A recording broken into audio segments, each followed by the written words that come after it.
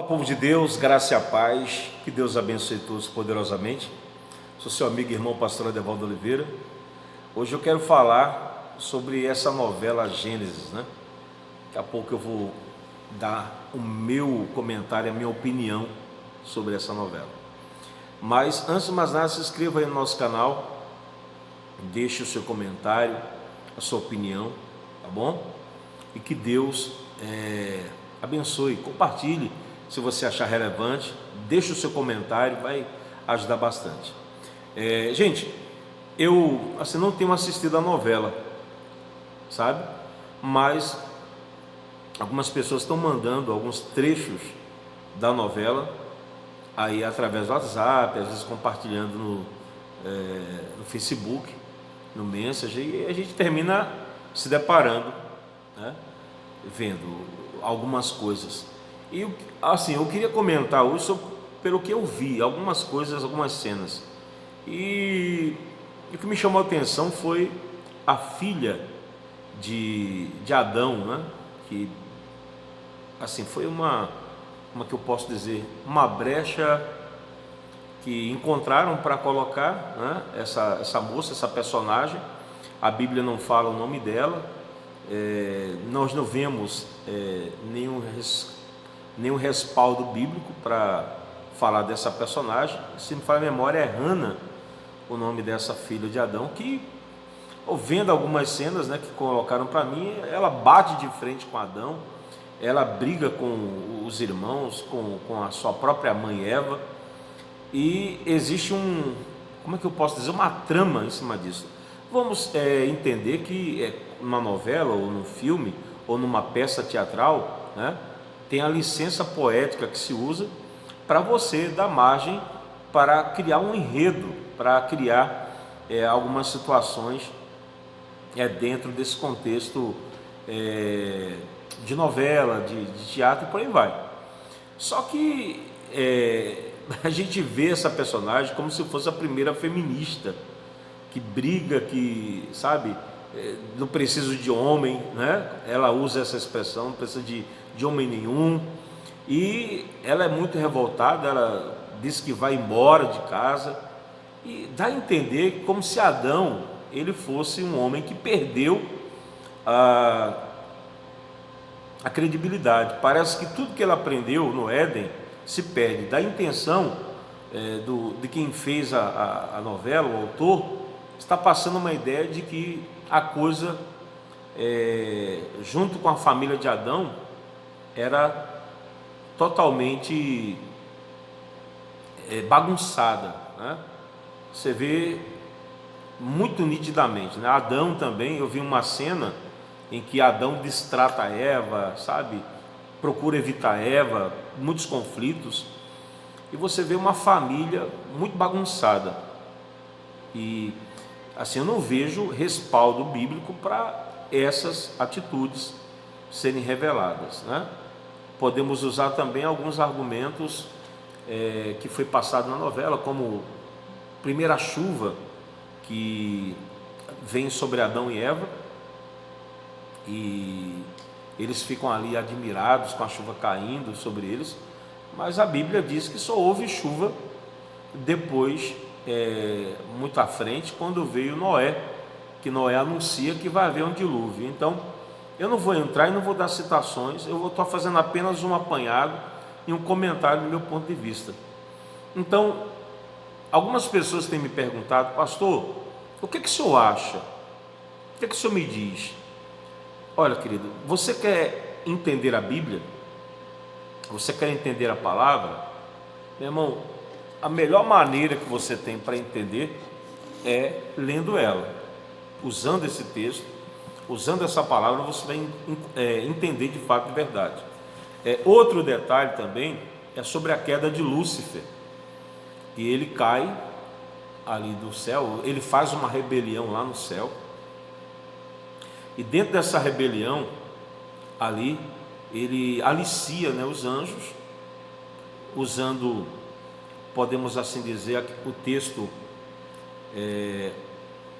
onde Isaías 14 e Ezequiel 28 fala sobre dois reis, né? E teologicamente se falando, desde sempre, desde o século passado, os primeiros teólogos, né, se discutem, os grandes teólogos da história, eles entendem que existe uma dualidade nesse texto.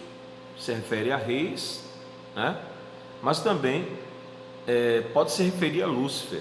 Não existe algo concreto nessa passagem, mas podemos dizer que não é só isso.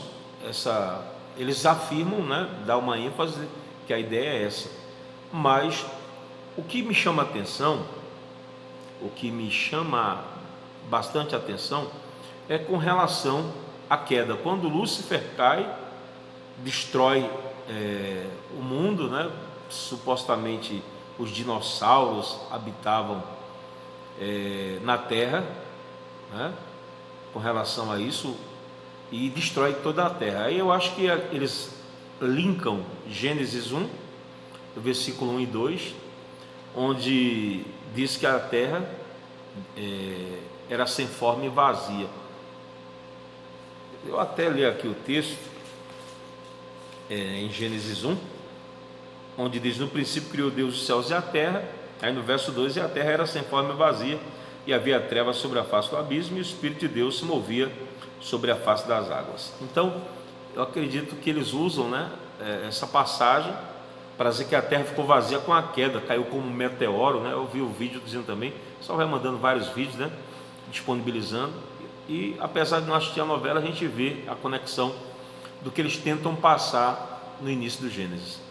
Mas nós não vemos nenhum respaldo com relação a isso, né?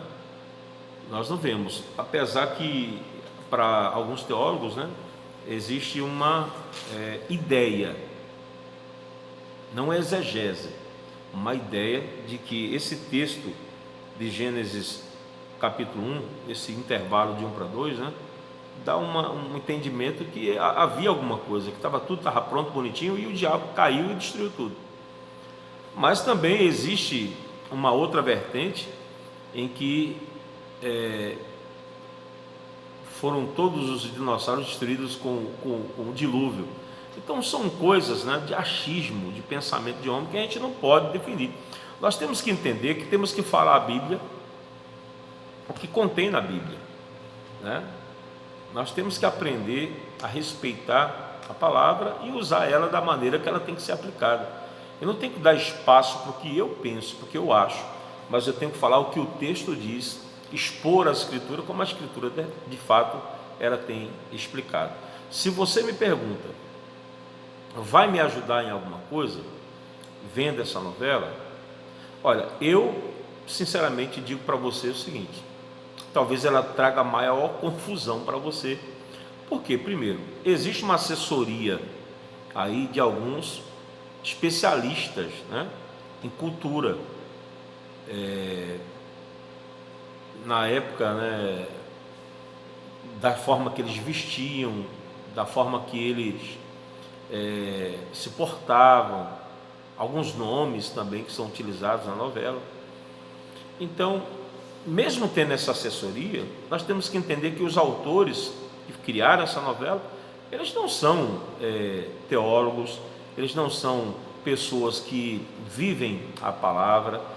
A novela é meramente criada de uma maneira que seja comercial, que prenda a atenção e que faça com que as pessoas elas tragam uma audiência, tragam ibope. É uma venda de um produto e não tem compromisso com a palavra. Usam a Bíblia apenas como um esboço. Eles pegam e complementam da maneira que eles acham viável para passar para o público uma emoção, uma história, mas não com veracidade que vemos dentro da palavra. Então, eu particularmente observo que não é fiel às Escrituras. E não é só essa novela não, são outras também que já foram criadas E alguns filmes também foram criados. A gente vê muita fantasia, muito romantismo, mas exposição verídica das Escrituras deixa a desejar. Então esse é o meu ponto de vista, né?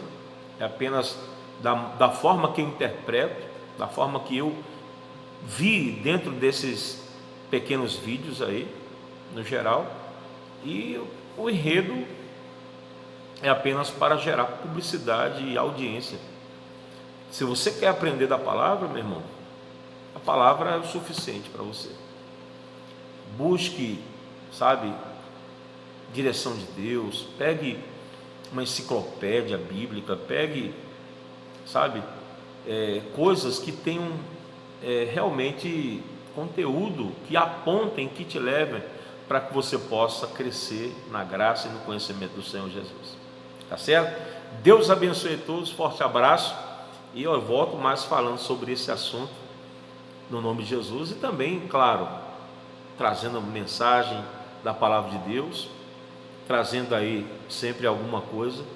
E como eu costumo dizer, não sou dono da verdade, a verdade absoluta está no Senhor, e se você conhece a verdade, ela te liberta.